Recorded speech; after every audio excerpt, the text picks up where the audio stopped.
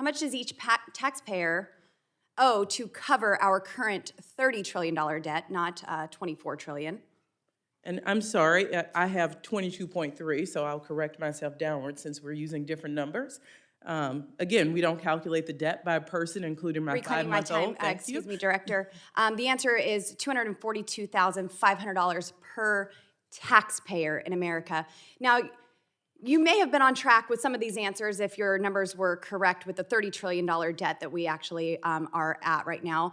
But I would have hoped that you would have the correct answers in your position to all of these questions, as the president and this regime really should keep this debt at the forefront of our thinking in proposing a budget.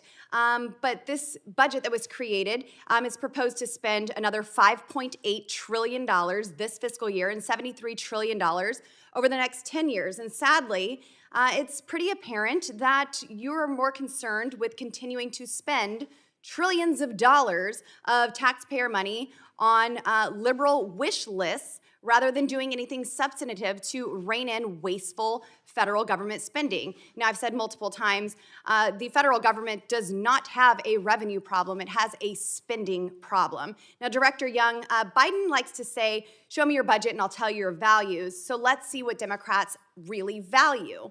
The word military appears 26 times in this budget, but gender, it's used 43 times in your budget. Equity, well, that's used 75 times. And climate is used 187 times in this budget. And Americans sure do understand what Democrat priorities are and their values.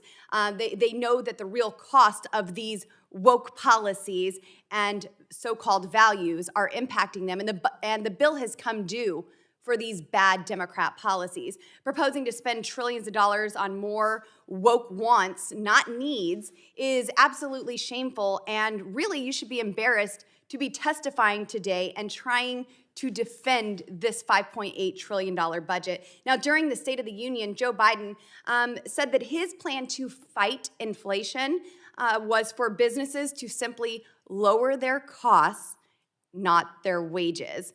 Director Young, I'm a small business owner, and I can tell you that that's not how it works in the real world. I understand that we use Washington, D.C. math here, but that's not how it works for real small business owners. Meat is up 13%, milk is up almost 12%, electricity is up 9%.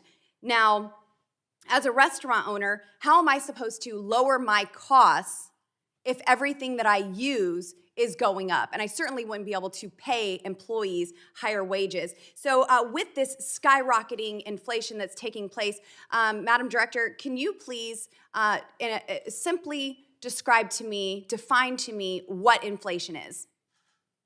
Sure, the cost of goods are more expensive. It costs more for the same goods than it did last year. The president is very aware of that. That is why he called on Congress to send him legislation. Reclaiming my time. Thank you, Director. That's not exactly where I was getting at. Let me answer this for you.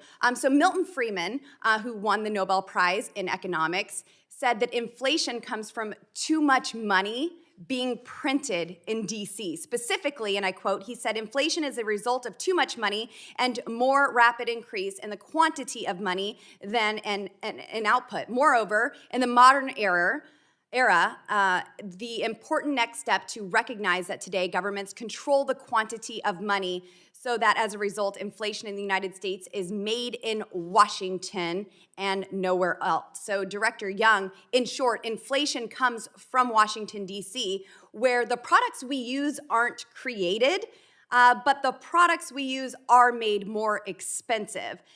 Director Young, shamefully, this Biden budget proposes the largest tax increase in American history, and I really think that bears repeating. It is the largest in American history.